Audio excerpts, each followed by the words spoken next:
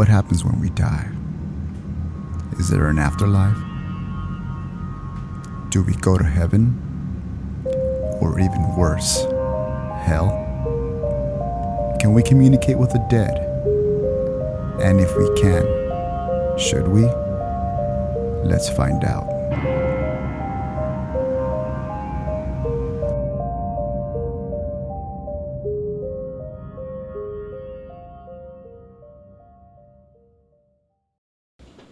What's up, guys? Welcome to episode 34 of Pedro Paranormal, The Matrix, Fact or Fiction. As always, I'm here with Carlos, my co-host. He's entering the Matrix as we speak. Yeah. So today's episode, we're going to be discussing the film, The Matrix, the first film, not all of them. And we'll probably talk a little bit about, the other ones, but not really get into them. But right. The reason we're going to be talking about The Matrix is because we're also going to be discussing, what would you call it, Carl? I keep on forgetting the word. Is it alternate realities, or what did you call it? You're the expert. Simulation hypothesis. Yes. Where supposedly we live in a simulation of some sorts. Whether it'll be like a greater, like a god or a programmer or like an architect, like they explain in The Matrix. In the film. So we'll talk a little bit about that because there's so much information, but I don't want to bore anybody or lose anybody. So we'll just talk a little bit about it and put the appropriate links down at the bottom. Yeah, and you know what? I was telling Carlos before we started filming that I was watching some of the videos online, and there's so many theories, so many. Just everybody has their own ideas of what the Matrix is trying to, get across. The information is trying to get across. Everything from biblical Jesus, God to that we are living in a actual like a Matrix kind of world, right? Where we're kind of like the Neo. We're in some kind of pod and we don't even know it, But this is almost like a dream. But anyways, Carlos, when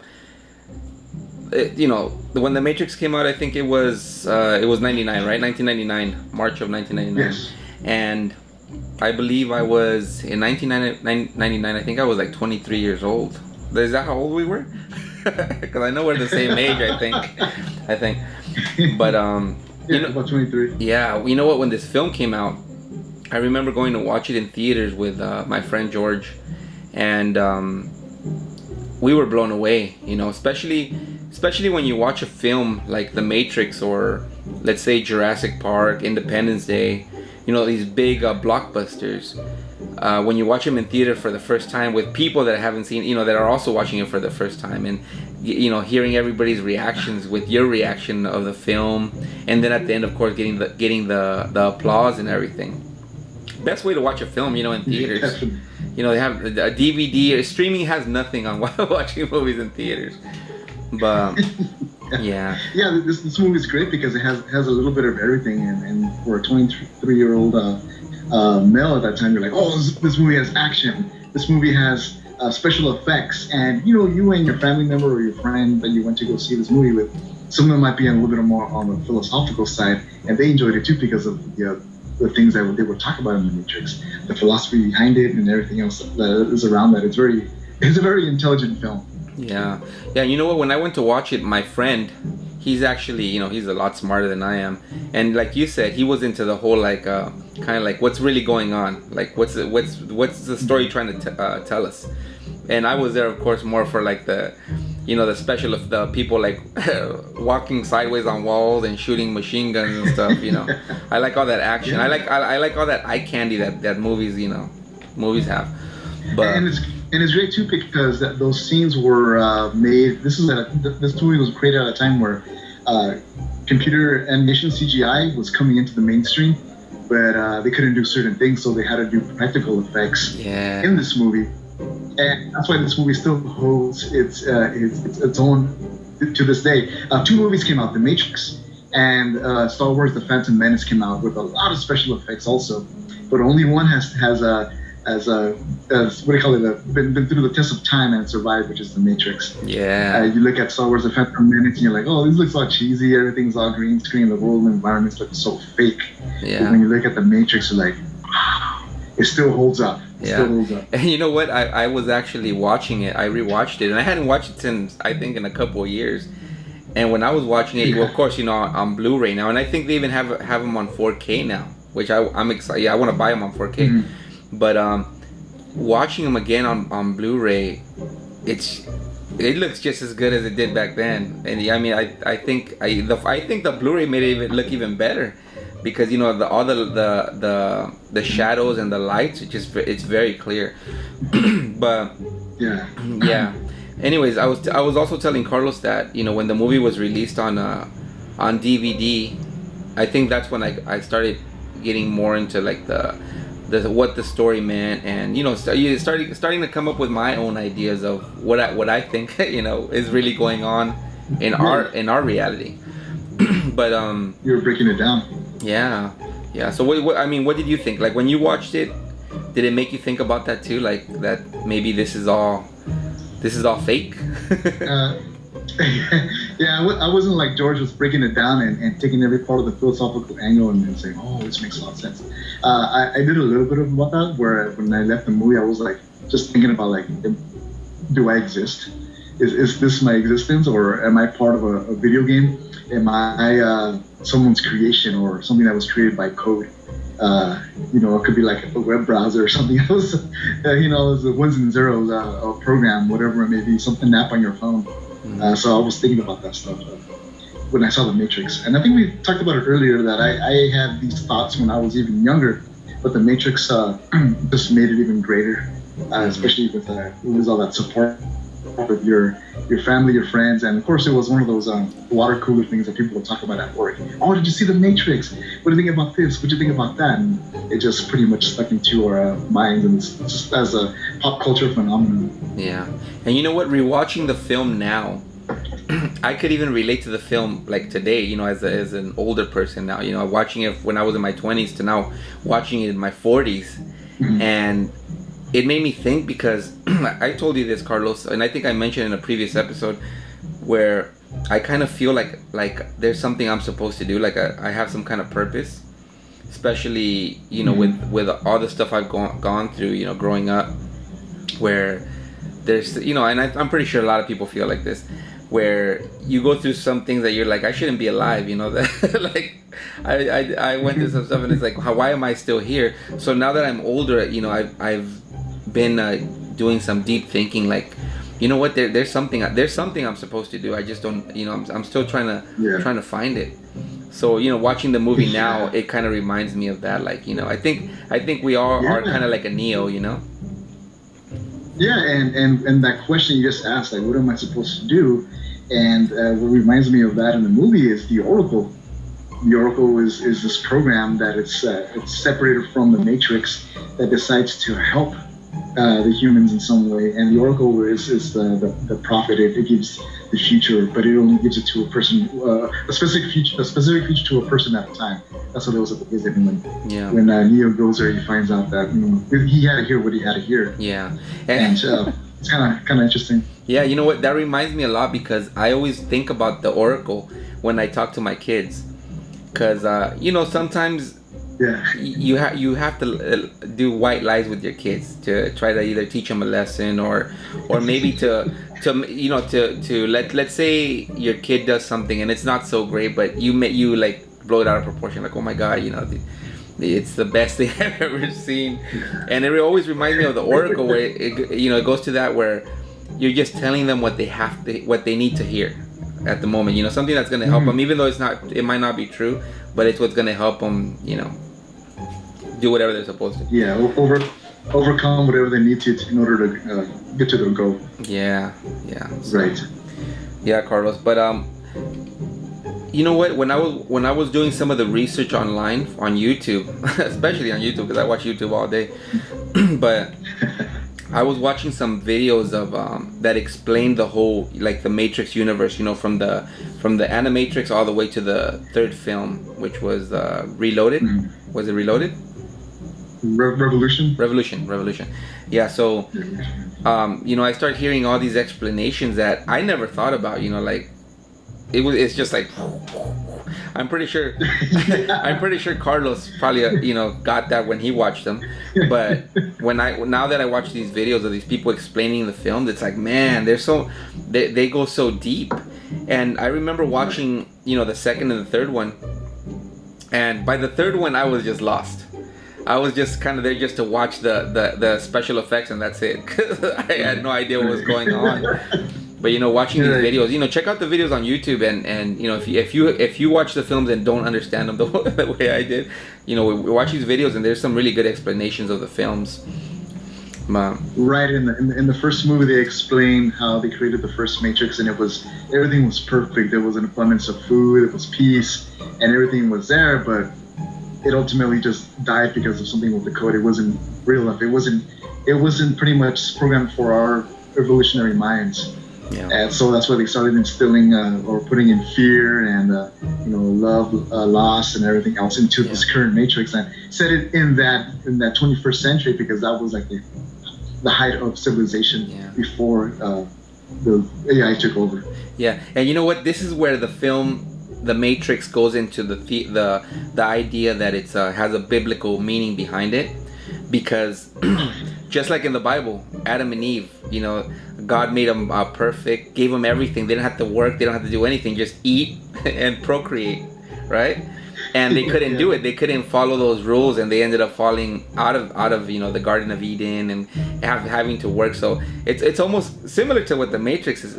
Kind of what they explain, how it was the first world was perfect, but humanity couldn't handle it. So they needed the struggle and the not only that, but they needed to have a choice, right? That's what they talk about in the films, where the free will, right? Yeah, they need to have free will to be able to make their own choices, not just here's everything and you do nothing, and so it's really interesting, and we could talk about I could talk about that stuff forever, but. Yeah, so what else, Carlos? What else do you have on The Matrix? Going back to the whole religious thing, though, you did mention that it has a lot of religious things in there. And one of them is, of course, his love interest, whose name is Trinity. And you can think about maybe like the Holy Trinity. She has that name. Another thing, too, is the name of the ship. It's called the Nebuchadnezzar. And the Nebuchadnezzar is actually named after a king, I believe, of Babylon. Monarch. So he reigned like the longest, so he was the most powerful monarch and longest reigning monarch in the Babylonian time. So I think that was pretty neat. Well, not only that, Carlos, it comes to the most important part of the Bible, Jesus, saying that Neo is like supposed to be Jesus, because I don't know if you remember this, Carlos, in the film they talk about how, I think it was not the first part, but maybe the third one, where the architect, is that the guy? I'm just gonna call him the colonel, the KFC guy. But anyways, with the spices. Yeah. The spices. He tells the story of how well, actually, I think they talk about it in the first movie. Morpheus, I think, talks about it. How the chosen one had already been here before, and everybody was waiting for him to come back. So kind of like the whole thing with Jesus, where people are saying that he's gonna return, the king's gonna return. That's right. And then the whole thing where he dies and he comes back to life, and so there's a lot of stuff there. I'm pretty sure maybe they did that on purpose. And then the resurrection of Neo at the end of the movie. I don't want to give out anything. Yeah. Something happens to him where it's very similar to what happened to Jesus. Yeah. Yeah. The well, I should just say one of the things that I loved about the film was the Carlos. If I don't know if you remember this, but was where one of the guys they give him the option of going back into the Matrix. He's one of the people that they pulled out, and he kind of couldn't handle like the reality of struggling and having to fight those machines and all that. So they gave him that option of being able to go back into the Matrix and erase all the memory of the real world, And that's one of my favorite. I found that super interesting, because I was thinking, man, I wonder what I would do. Would I just be like, just throw me back in there so I could eat some chicken? I don't know. Yeah, I actually wanted to talk about that part, that meetup, Tony, the part in the Matrix. The character's name is Cypher, and he ends up betraying Neo and the team. So in this scene, Cypher is with Agent Smith, who's the villain of the movie, and he is having dinner with him. And I'm gonna read you part from the script here. Agent Smith, do we have a deal? You have to put the glasses on, Carlos. Okay, you put the glasses on. Do we have a deal, Mr. Reagan? Cypher, you know, I know this steak doesn't exist. I know that when I put it in my mouth, the Matrix is telling my brain that it's juicy and delicious. After 9 years, you know what I realize? Ignorance is bliss. Then we have a deal. I don't want to remember nothing. Nothing, you understand? And what I want to be is rich. You know, someone important, like an actor. And this is the best part. Agent Smith tells him, whatever you want, Mr. Reagan. I thought that was great. And the academy goes. And the academy goes too. Thank you. I'd like to thank all my supporters, my fans, Tony, all my friends out there, and subscribers. I know you're out there. There's more subscribers out there. Hey, dude, they should get you for the Matrix 4, dude. The Matrix 4, yeah, the fat Hispanic guy in the corner with the Buick. So this part's great because Agent Smith is referring him to. This is the only time you hear Cypher's real name, and Agent Smith was calling him Mr. Reagan. And Mr. Reagan, and then Cypher says, I don't want to remember anything, nothing. You understand? I want to be rich. You know, someone important, like an actor. So what happens with him is if Cypher completes his goal, and Agent Smith puts him back into the Matrix, Cypher's wishes to become, or Agent Smith's gonna turn him into President Ronald Reagan. And I think that's funny because Ronald Reagan had what do you have, like dementia?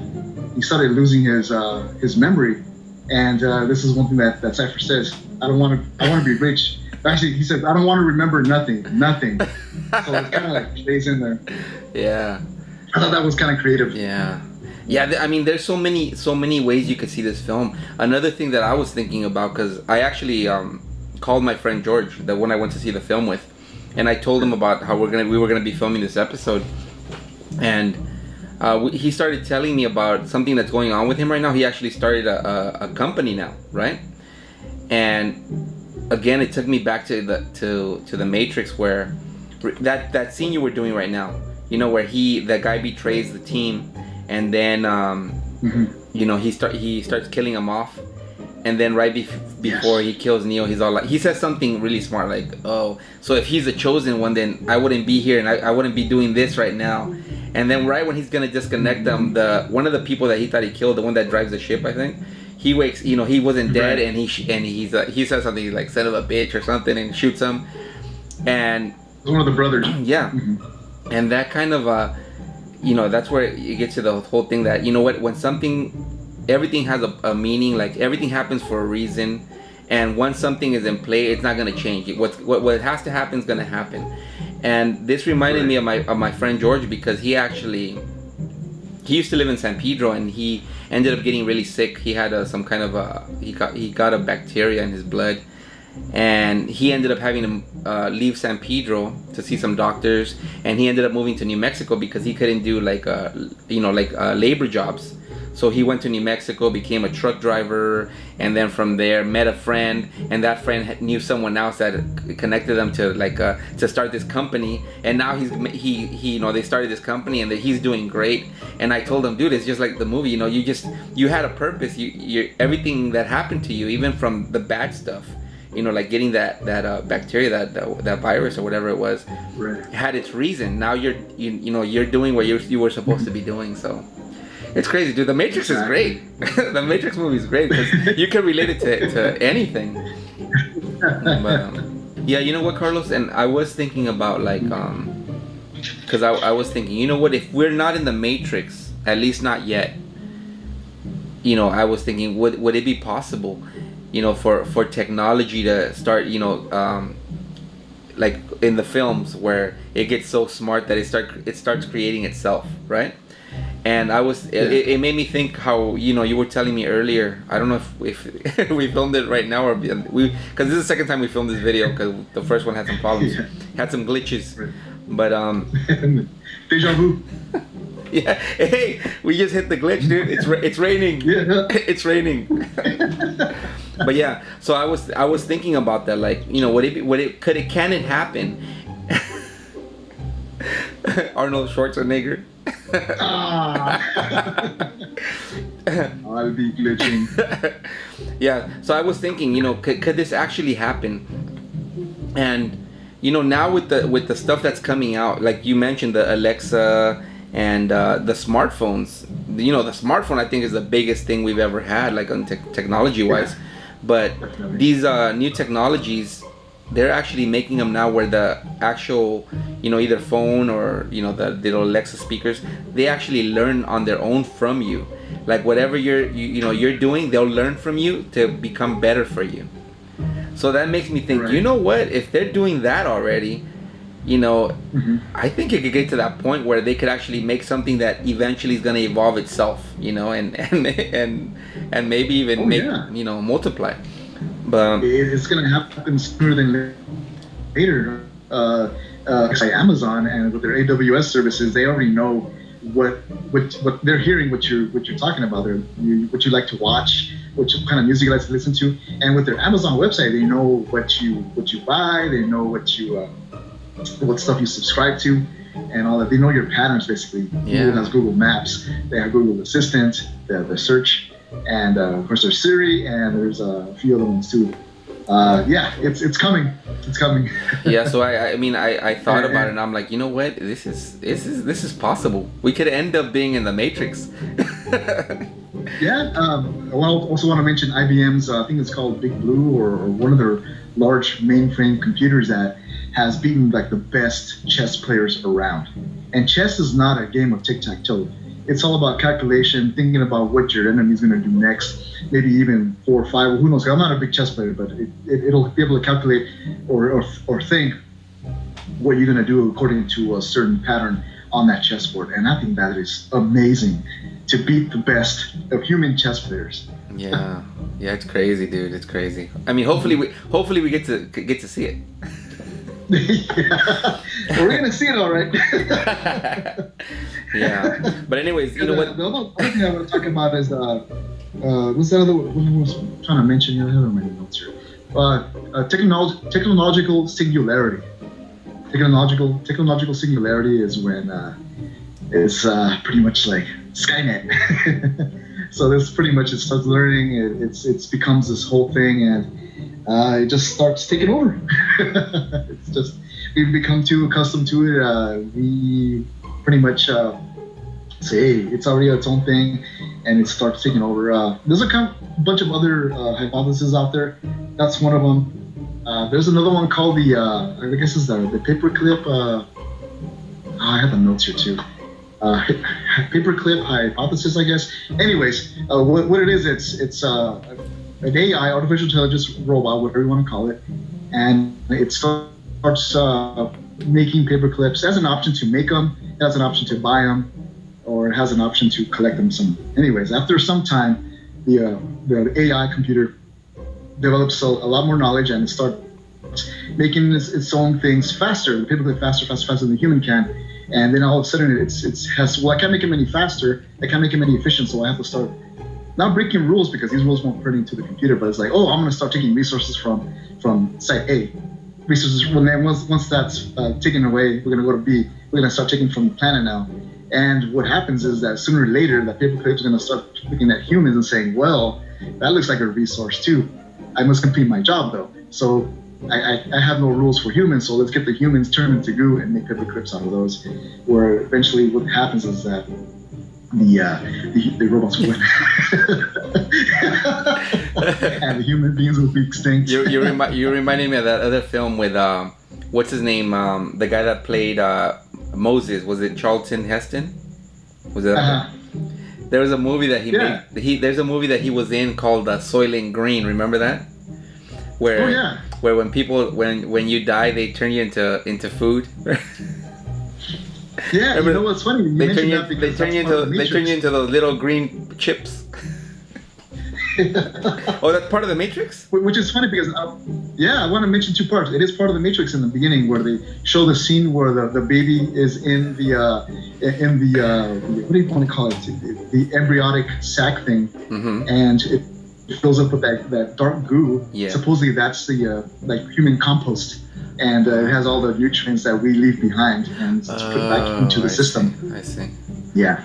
Yeah. I guess it's a part where Neo gets flushed down the toilet. Yeah, those pods. The pods. Yeah, exactly. It's people. And, you're eating people.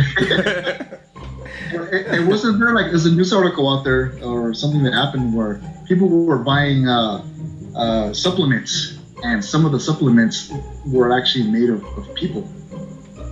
You know what, Carlos?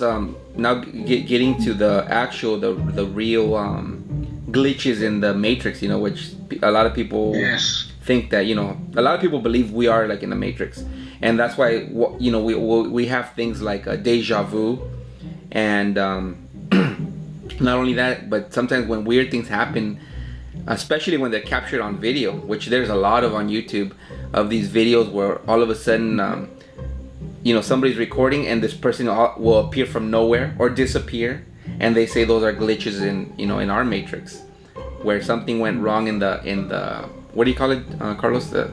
I'm asking the technician. He's the knowledgeable one. There's glitches in the not software, but in the program, right? Yeah. So there's glitches, and that's what happens. That's why these things happen, where you see these people disappear, or teleport, or they have videos where there's these cars driving around, all of a sudden that, like, they'll lift up, or a car will disappear, and there's, you know, that's why they think that these are just glitches in the program, in our Matrix. It's raining. It's raining. I want to go into this here that says reasons why we might be living in a simulation. And there's a little list here. I mean, this it's not actual proof, but it's just a guess saying, hey, these things here, why are we living in a simulation? Number one, the Mandela effect.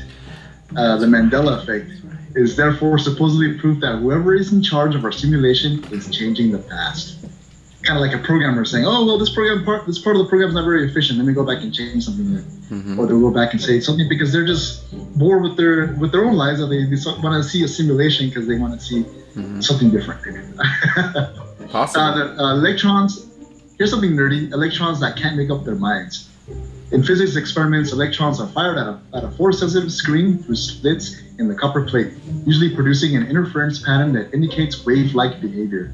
But when the same experiment is conducted under observation, electrons behave like particles, no waves, and there's no interference pattern. Some have taken this to the mean or simulation is conserving its resources and rendering certain things only when it knows we're looking at them. So that's pretty crazy. Yeah. And the other one is DNA that contains a computer virus. In 2017, a multidisciplinary group of researchers at the University of Washington proved that they could embed malicious computer code into physical strands of DNA. Their aim was to show that the computers working in gene sequencing were vulnerable to attack, but they also have inadvertently revealed that what we perceive to be a biological reality was in fact computer code all along. So they're actually putting information, ones and zeros, and converting them over into a DNA, environment using not simulator, what do you call it? Artificial, by artificial means. So that's kind of neat how they're moving stuff over, and it gets moved around, and it could cause a virus in some ways. Well, and another thing is video games. Yeah, video games. What do you think about video games? I like them. Call of Duty. Yeah, you know what? I've actually, you know, because I get a lot of deja vu, a lot.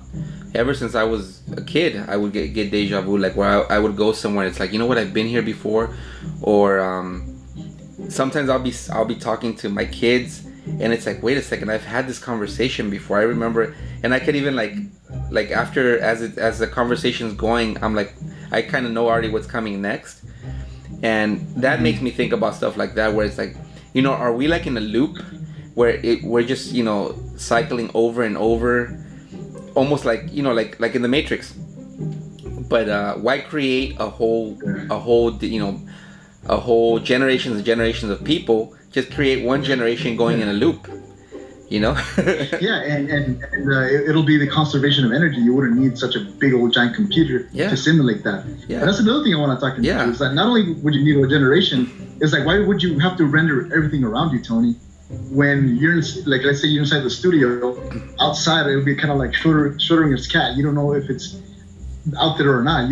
Is your house out there or not? As soon as you open the door, the programming starts and it starts building that house. And then as soon as you start, I think this is from Star Trek with Neil deGrasse Tyson.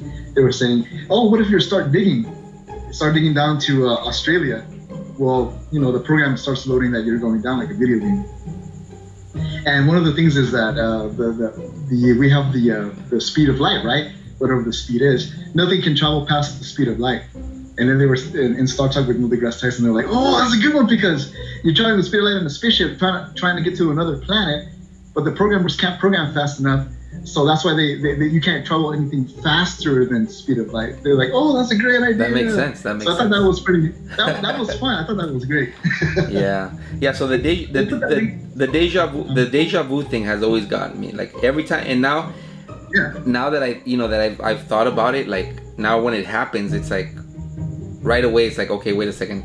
I try to maybe figure out what's gonna happen like the next day or something, because it's like, wait a second, if this is true, then and I'm remembering these little moments, there has to be a way of completely doing like a breakthrough, a mental breakthrough, and figuring it out. Almost, which takes me into the whole other thing of people that are psychic, that are able to tell the future, predict the future and stuff. Why is that? Is their mind, has their mind evolved to that level where they could actually, they already know what's coming because we've lived it so many times, and they're able to see it, see the future instead of just have the deja vu at the moment of when it happens. The Matrix. You're bringing up a big point, which now we're going into something that kind of relates and kind of not, which is different timelines, different dimensions. So they're able to go through these different we talked about this before, the first, the second, and the third dimension.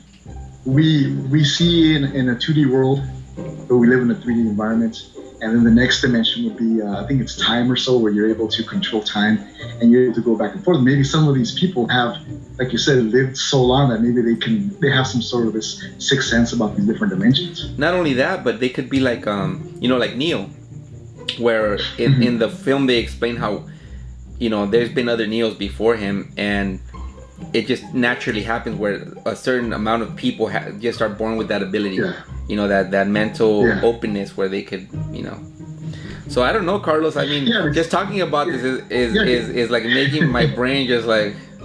I'm telling you, it's a rabbit hole. It's a rabbit hole. Going back to the Matrix. At the end of the first movie, he finds out that he can actually bend the code, or reprogram, or it looks like he's bending.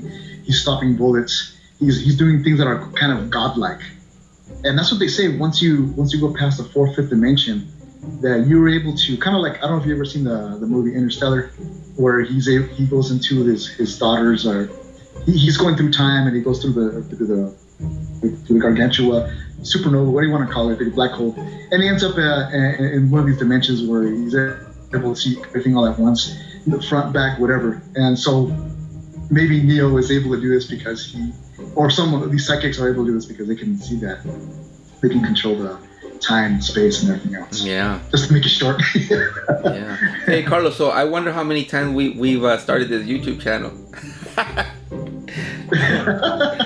And how many different names it's gone through.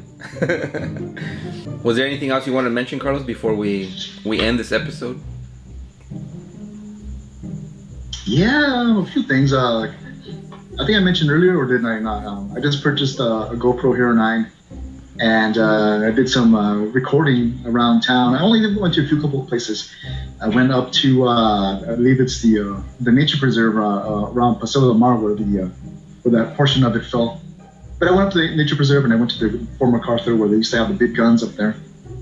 And I did some recording, and hopefully we have some of that footage later. But I'm gonna use it more for archival, and maybe use it for the show for whatever purposes we need. Let's see. How about those books? Did everybody get those Haunted San Pedro books? Haunted San Pedro books. You know what? Yeah. On the I don't know. episode. You know what? We are the people are watching the video, but I guess people aren't like leaving the comment to win the book. I don't know why. But we still have copies. I think we have 4 copies left. Yeah. We have 4 copies of the Haunted San Pedro. 4 copies left. Okay. Yeah, so hopefully if you're watching this video, go back and watch episode 32, I believe it was, and watch the whole video, and it tells you somewhere in the middle of the video how to win a copy of the book. It's real simple, So watch the video and you might get a free copy of Haunted San Pedro. Yeah.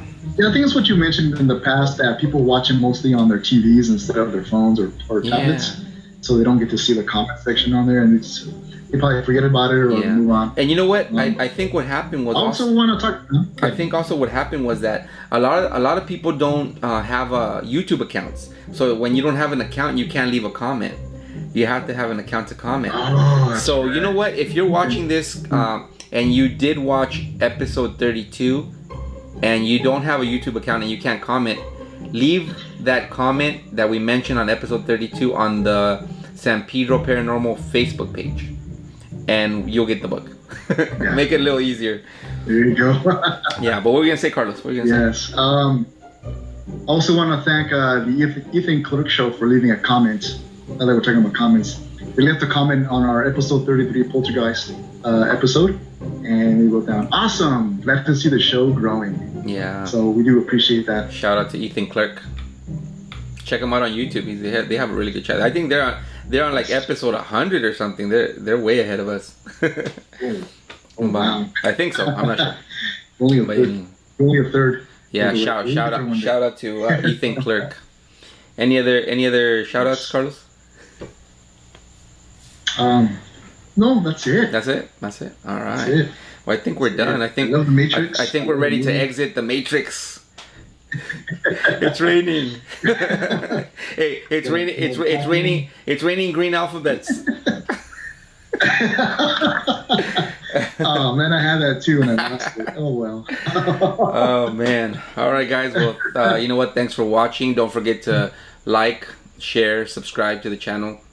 Follow us on Facebook, as always, at San Pedro Paranormal on Facebook and on Instagram. And we'll let you go here with Carlos. You think he has to go back and fight some robots. Hey, he said he was gonna be back. He's back. No problem. Bullet time. Hey, dude, you almost look like Neo right there, dude. You were like freezing in time. All right. Well, anyways, guys, thanks. Thanks for watching, and we'll see you guys next time. Thank you so much.